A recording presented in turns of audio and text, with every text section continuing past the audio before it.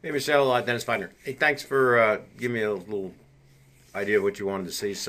What you're looking at is Sage 100, the latest version. Actually, a new one coming out in about 2 more months, but this is the latest. It came out last fall.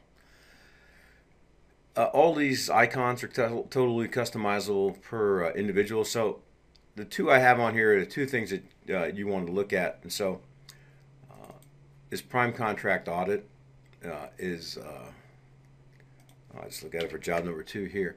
Uh, I think this is one of the things you're looking for. And obviously it's going to be fancied up with your logo and what have you. But job number two, the original contract, approved change orders. We have an open change order here. So these are approved. So this is the new contract total as approved, new contract total as pending on approvals of that last change order, and all of the invoices that we billed and what's left to be billed on the approved and what would be left to be billed on the pending approved, I guess I would call that. So that's a great little report that you can provide. The other is, and I'm going to stay on these audit things here real quick, but if I just go some contract audit, this report is worth its weight in gold.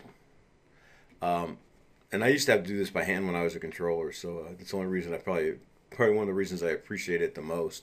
Um, so what you have here is one job happens to be Doug's Castle. It's a remodeling job for my electrical contractor. And when we gave him his subcontract at the beginning of the job, we gave him three separate line items. These are the line items that he had on his contract. So he had a contract with us for 2,900. Then we sent him a change order. He signed it and sent it back, so it's approved. And so his new contract with his $500 change order is now $3,400. And I have an open change order number two to him, which is the upgraded lighting for another 1850. So when that comes back, his subcontractor will wind up being about $5,000. And then in addition to that, I can see what he's invoiced me. And down here, it's just a kind of a summary, original contract, approved change orders, what he's invoiced me to date, what's remaining on the contract. In addition, this outstanding balance tells me that this $2,200 worth of invoices is still sitting in my AP, that the checks have not been written yet. So one little report per contract, subcontractor per job tells you everything that's going on with that one individual. So while I'm on subcontracts, one of the things we do is we do track subcontract insurance within the system. So as you set up a vendor, you'll put in his workers' comp, general liability, auto. Not sure if you track business licenses or contractor licenses. Some of our clients do. You put all that in there and the expiration dates, and then you can get warnings when those dates are coming up. And when you enter AP, it'll warn you. And when you go to write checks, it will either A, warn you, or B, just exempt them from the check sequence. So that's the way we prefer you to do it. It's just not even allow you to print the checks until they get their insurance up to date. So those are some things that I see our home builders use all the time. One of the other things I wanted to show you is we do have I don't know, it's like four or five, I guess, here. Um, just custom reports, I guess you would call them. They're in the system, but they're specific for the home builders. And so the one that people really like is this one right here. And I'm just going to pull up the sample, so it's a little small. But what you can do is once you start getting some history in this thing is that we have our cost codes that we track our costs through. And then I picked four jobs here that have been completed, 14, 34, whatever. This is the number of square feet that was in each one of these plans that we built.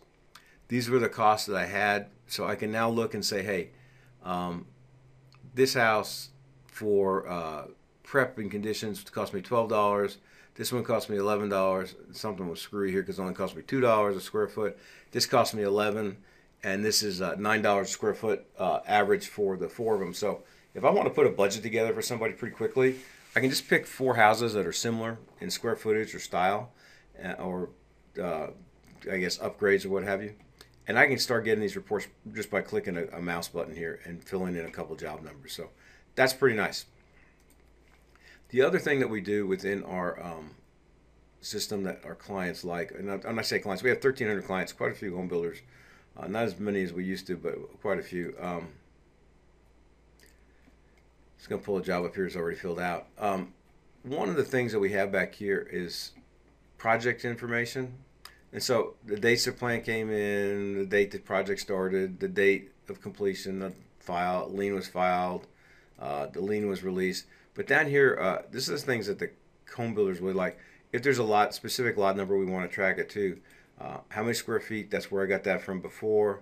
This is actually, I don't even know what this used to be. Hang on a second. I customized it. Here it is. I'll just take this out. And you can customize these fields, as you can see. And so this was the model number or model name, estimating closing date, actual closing dates, estimated sales price, and actual sales price. I think this is a lot premium. Yeah. I was doing this for somebody else. I was changing all these. So let me take that out of there. And then a lot premium. So all that's tracked by the individual job. And the other thing, I know you're on QuickBooks. The really nice part here is the database is so much different than QuickBooks that if I'm on a job, and this just happens to be a house that I was building right here, if I want to see the bid items, these are all the bid items that were on that job. This is my budget by cost code for each of the items. This is all of the subcontracts for this job. And if I want to go see this one right here, I just double click this. It'll take me right back to that subcontract. And while I'm here, and these are all customizable, I can actually create any kind of subcontract you want. Typically what we've been seeing, because things change, is that we basically print out the front page that lists out the project name, the project details, their amount, and any scope that they have. And then you just attach that to your boilerplate. We used to, in old days, create all that boilerplate within the system, but people are a little bit tighter with their money today and on a budget. And so the easiest way we do it is we create that front page with all of the information that's specific to the one project or that house, and you just attach it to your boilerplate. And that's been working really well, actually. Close that. I want to close that. And then change orders, full change order management. So if I want to see this change order right here, I just double click that. And this is all of the information for the change order. This is what my budget from my subs was. These were like 2,000 and 3,200. And if I come over here, I then mark those up with these rates. And so I asked the client for these really odd numbers right here, and they came back and approved an even 25 and an even 29. At that point, I can now print that change order. I'm just going to print one, preview it real quick here. And so obviously it'd be your logo, who it's to, what project it's for, the 2 line items with the amounts. So this change order is the 6,400. The nice part about ours is it does it in the AIA format. So it says, here's what my contract was originally. You've already approved $600 worth of change orders, which made the house this. We're asking for another 6,400, which now makes your new contract 285. And we're also saying that we're going to have to ask for an extension of time for 15 days to make those changes. So it really does a nice job. In addition, it also will print out the change order for the subcontractor to sign as well. So a lot of information available here. So once I get to a job, I have all this information right here without having to go in and out of different menus on my QuickBooks, or go into an Excel file, or go into a Word file to get this information, because it's all being tracked right here within the system. Just think of something else really quick here. Pretty much it. I'm just really highlighting here to see if this makes sense for you. And then the last thing I want to take a look at is we do scheduling. I'm not sure how you do that today. Most people do it in Excel, but I'll just pull up a job real quick here. So this is a job where we're actually, yeah, this will work. So, you know, I have to get permits, I have to get mobilized, I've got to order the doors, I have to do demos. These are the tasks that have to be done on the house to get it built. This is the number of days it takes to do that. This, whether I'm doing the item or in this case right here, it's going to be subcontracted. And if I go to this item and I come down to the bottom and say, who is a subcontractor? I know that it's this guy that's going to do the windows. So I've actually applied him to that item. And so I go through all that. What day am I going to actually start all this? It's on this date, and then everything keys off of this date. A couple reasons for doing it. One is I'm going to get a Gantt chart that looks like that. so I can see the schedule. I can show it to the owner.